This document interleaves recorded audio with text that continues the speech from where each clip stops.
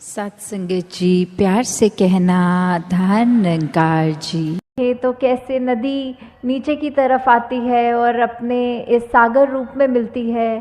कैसे जो रेत होते हैं ये हवा के साथ मिट्टी की जब बात आती है तो धरती में कितनी खूबसूरती है। हर एक चीज़ की अपने आप में कितने सारे गुण हैं, फिर भी ये आपस में जब रहते हैं आपस में टकरार नहीं करते। और कैसे हम इंसान इसी धरती पे जब आकर रह रहे हैं तो ये सब चीज़ें हमें दिख रही हैं पर हम इसको ख़राब करने की ओर लगे हुए हैं।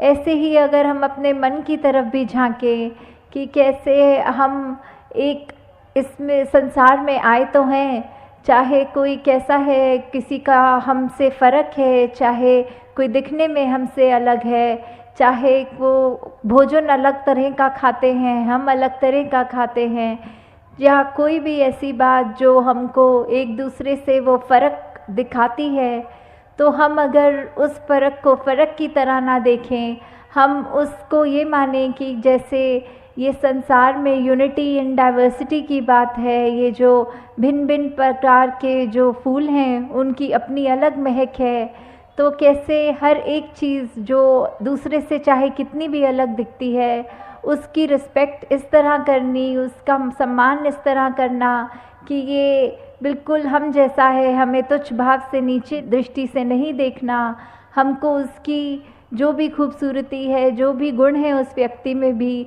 वो गुण सिर्फ ग्रहण करने हैं। तो कैसे ये है वही उदाहरण कि चाहे पहाड़ हैं, चाहे नदी है, चाहे रेत है, तो ये सब चीज़ें जब आपस में एक दूसरे से अपनी तुलना नहीं करती या दूसरे को ये नहीं दिखाती कि हमारा काम तुमसे ज़्यादा इम्पॉर्टेंट है या हमारे अंदर ज़्यादा महत्वता है तुमसे, तो हम इंसान क्यों ये गलती कर जाते हैं जहाँ स्वयं को श्रेष्ठ मान लेते हैं।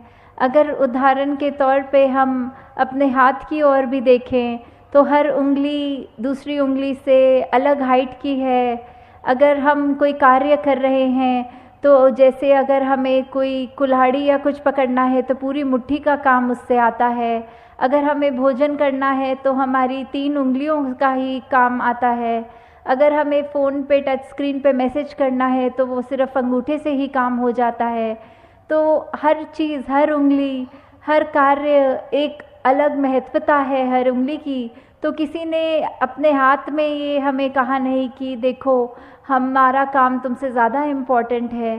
तो कैसे हम फिर भी एक कलाई से निकलते हुए ये जो भिन्न भिन्न दिखने वाली उंगलियां हैं हमारे हाथ में, ये जब एकत्व की तरह इकट्ठे एक हाथ में रह सकती हैं, दूसरे को कोई नीचा नहीं दिखाती, फिर भी जो अपना काम है वो पूरी ईमानदारी से करते हैं, तो ऐसे हम ये मनुष्य का शरीर जो हमारा है, तो फिर भी हमारे अंदर वो मनुष्य वाले मानव वाले गुण क्यों नहीं बस पाते?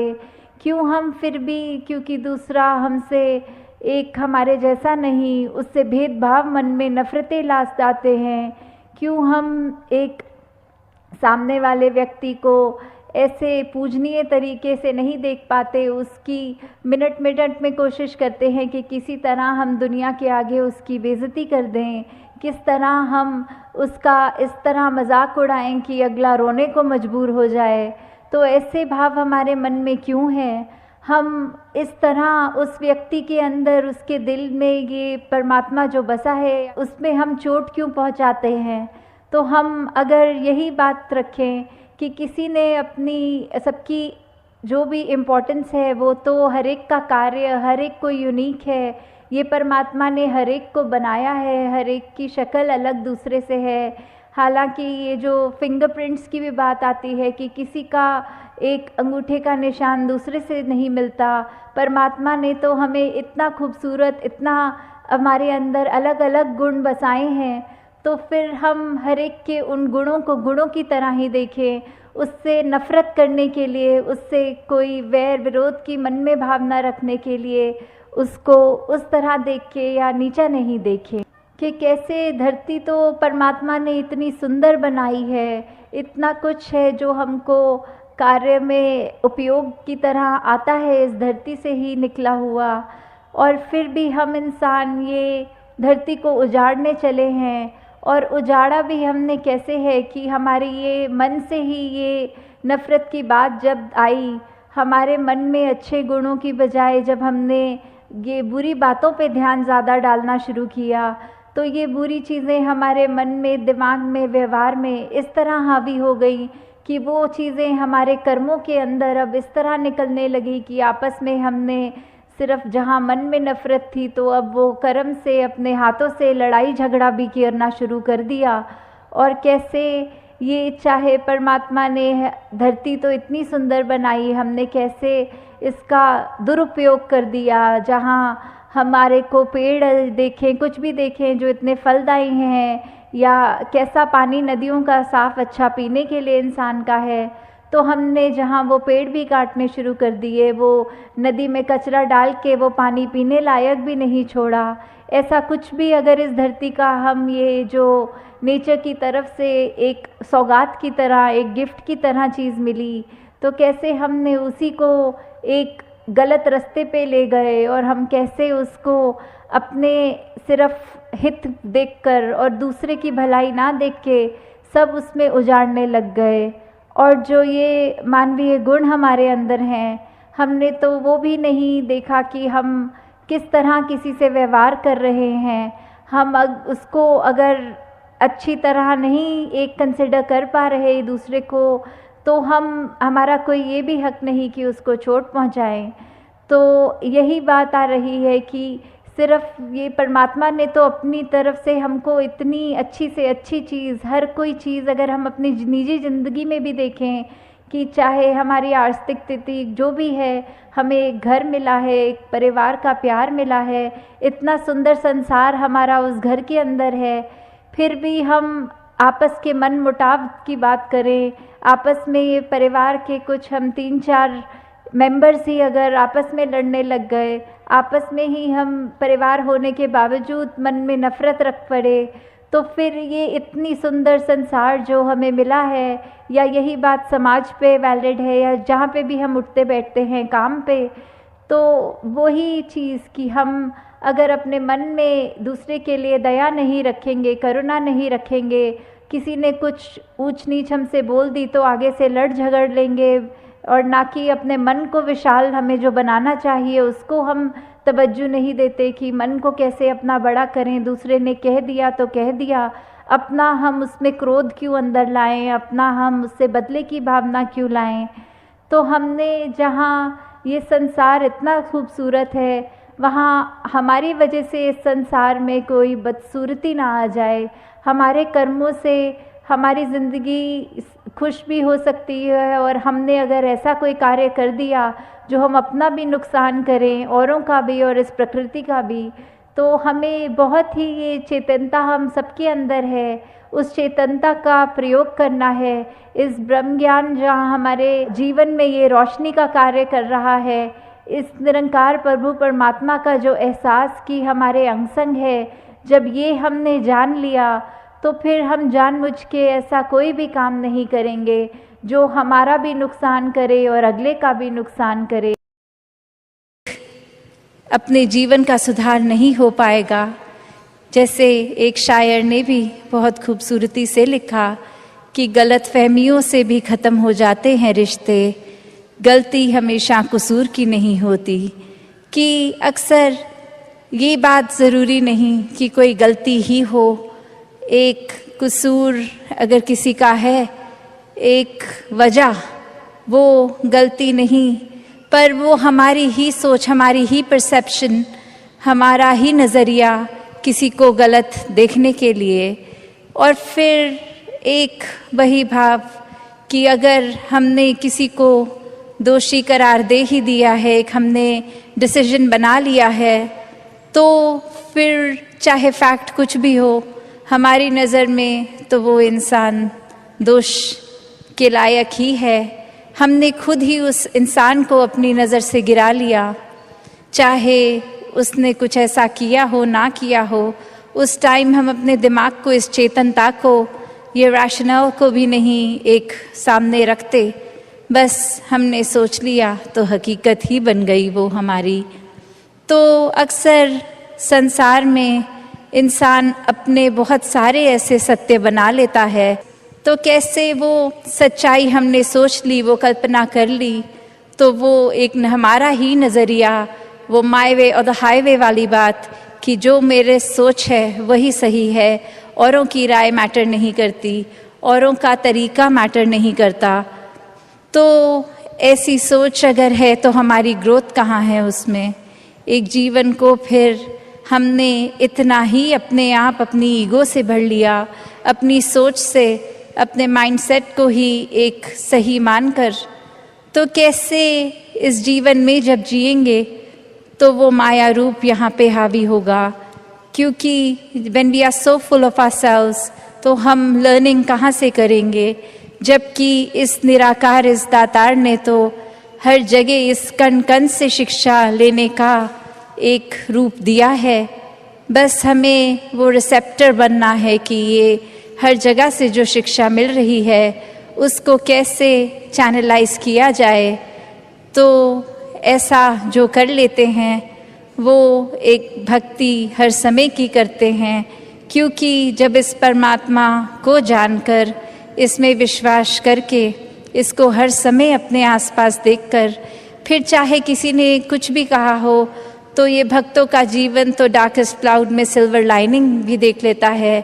एक बिना गुण की चीज़ में से भी गुण निकाल लेते हैं। तो फिर जहाँ एक स्वाभाविक गुण बह रहे हैं वहाँ से तो भक्त कितने ही अनेकों गुण निकाल लेंगे। तो ऐसा जीवन हमारा एक हो जाए ताकि हर तरफ से जो शिक्षाएं हैं वही मिले। फिर ये अहंकार तो अपना घर बनाएगा ही मन में, और साथ ही ये परमात्मा उतना मन से जाएगा भी। तो हमें किसको टिकाना है, किसको नहीं, ये शरीर की भी जब बात हो रही है तो हाँ, ये आत्मा जो है वो ज़्यादा इस शरीर से महत्वपूर्ण उस रूप में तो है, पर ये परमात्मा ने शरीर भी इसलिए दिया है कि हम इसकी देखभाल करते गए सारे अपने रिस्पॉन्सिबिलिटीज़ भी निभाएं।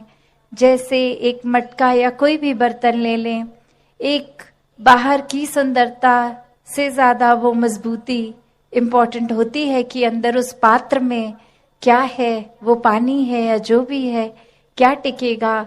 एक थोड़ा सा भी सुराख हो जाए तो वो पानी तो पात्र में टिकेगा नहीं, बह जाएगा। तो उसी तरह ये तन मन धन के साधन ये निराकार ने तो दिए हैं हमें, पर अब हमें इन साधनों को क्या करना है, सदुपयोग तो करना ही है। पर एक वो जो बात कि कैसे उसका सही इस्तेमाल करते हुए उसकी यूटिलिटी उस तरह से निकाली जाए। तो जहाँ ये शरीर भी दिया है जिसमें एक इतनी कैपेसिटी, एक कैपेबिलिटी है, उसको पूरी तरह तो जीना है, एक संत मति के अनुसार पर जीना है। तो दासी और समय ना लेके इन्हीं शब्दों से अरदास निराकार से सभी के लिए कि दातार कृपा करे। जो बातें अक्सर हमें सुनने में इतनी बार सुन लेते हैं तो लगता है कहीं उनकी इम्पोर्टेंस खत्म हो रही है, चाहे वो सेवा, सुमिरन और सत्संग ये 3 शब्द, पर ये सिर्फ शब्द नहीं है, वो सेवा का भाव अंदर से, वो सुमिरन रूप एक लगाव, एक एहसास, एक कम्युनिकेशन इस निराकार से। एक सत्संग में भी सिर्फ आके बैठ के जाने वाली बात नहीं, हर एक के जीवन से अपने जीवन को और सुनहरा बनाएं। ये सब ही जो परमात्मा ने एक संत रूप बख्शे हैं, हर एक का होना अगर जीवन में है और फिर भी हमारा सुधार नहीं हो रहा तो कितनी कमी हम में है, जो एक इतनी अच्छी अपॉर्चुनिटी होते हुए भी फायदा नहीं ले पा रहे। तो ये सेवा सिमरन सत्संग को सही तरीके से हर कोई करता जाए, सही कारणों से हर कोई करता जाए, हर एक के मन में ये निरंकार और गहराई से बसता जाए। सात संगत जी, धन निरंकार जी। साध संगत जी प्यार से कहना, धन निरंकार जी। साध संगत जी, रावण युद्ध में रावण की मृत्यु हुई। रावण युद्ध भूमि में मृत अवस्था में पड़ा हुआ था। उसके मृत शरीर को देखते हुए लक्ष्मण को ऐसा लगा कि रावण के मृत शरीर में जाली जैसे छिद्र पड़े हुए हैं। वानरों ने लक्ष्मण से इसका कारण पूछा। उस पर लक्ष्मण ने कहा, श्री राम के बाणों के कारण उसके शरीर पर छिद्र बने हुए होंगे। तभी प्रभु रामचंद्र जी ने उन लोगों के पास आए। श्री राम उनका प्रश्न सुनकर हंसे। वह बोले, रावण के दुर्गुणों ने उसके शरीर पर छिद्र बना दिए हैं। वह महाबलवान योद्धा अपने पाप कर्मों के कारण मारा गया। ये लक्ष्मण न शास्त्र किसी को मारते हैं, न शत्रु। मनुष्य स्वयं अपने दुर्गुणों से जर्जर होता है और पाप का घड़ा भरने पर स्वयं फूटता है। तो साध संगत जी, बरसात के दिन थे। मंसूरी के संत निरंकारी सत्संग भवन में बाबा गुरबचन सिंह जी कुछ समय के लिए यात्रा पर थे। साध संगत जी, उनके साथ अनेक भक्तजन महापुरुष भी थे। साध संगत जी, हमेशा की तरह एक दिन शाम को वो घूमने निकले। साध संगत जी, साथ साथ और भी महापुरुष थे। साध संगत जी, भवन से मुख्य मार्ग पर आने वाला एक छोटा सा कच्चा रास्ता था। बारिश की वजह से उस रास्ते में गड्ढा हो गया था। बाबा जी को लगा कि वह रास्ता पक्का बनाना चाहिए। तो साध संगत जी, उस दिन के रास्ते से जाते समय टूटे हुए रास्ते पर सभी का ध्यान केंद्रित करते हुए बाबा जी बोले, यहाँ रास्ता किनारे से टूटा हुआ है, आने जाने वाले गिर सकते हैं। साध संगत जी, तो साध संगत जी, किनारे किनारे पत्थर लग जाए तो दुर्घटना टल सकती है। ऐसा कहकर बाबा जी आगे चलने लगे, परंतु एक नौजवान पीछे रह गया। किसी का भी ध्यान उसकी तरफ नहीं गया। साध संगत जी, वह नौजवान नीचे उतरा, अकेले ही पत्थर लगाकर टूटे हुए रास्ते के किनारे रखने लगा। तो साध संगत जी, उसी समय गुरुदेव जी के साथ चलने वालों को ध्यान आया कि अपने साथ वाला एक नौजवान पीछे रह गया। तो साध संगत जी, उसे ढूंढने के लिए एक महात्मा ने पीछे मुड़कर देखा तो उन्होंने देखा कि जिस रास्ते की मरम्मत के बारे में बाबा जी थोड़ी देर पहले ही बोले थे, साध संगत जी, वह उस रास्ते के किनारे पर पत्थर रखने का काम वह नौजवान महात्मा अकेले ही कर रहा था। वास्तव में बाबा जी ने तो यह आदेश सबको दिया था, परंतु उसका पालन करने के लिए सभी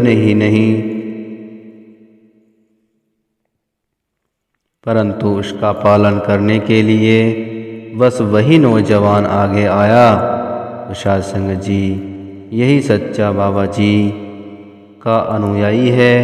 यह उन्होंने जाना और मन ही मन में उस कार्य योग्य नौजवान के आगे नतमस्तक हो गए। साध संगत जी, वह स्वयं उस नौजवान की मदद करने लगे। उन दोनों को देखकर सभी जन उनकी मदद करने दौड़े। देखते देखते काम पूर्ण हो गया। तो साध संगत जी, गुरु का आदेश तत्काल अमल में लाने वाला वह नौजवान कोई और नहीं बल्कि स्वयं बाबा हरदेव सिंह जी थे। तो साध संगत जी, जिन्होंने बाद में मिशन की बागडोर संभाली। ताऊ साध संगत जी, दातार से रहमत मांगे कि हम पे भी ऐसे ही मनमति आ जाए कि हमें भी गुरु का आदेश दिया हुआ पालन करना आ जाए, कि हमें भी गुरु की आज्ञा में रहना आ जाए। तो साध संगत जी, बड़े प्यार से कहना, धन निरंकार जी।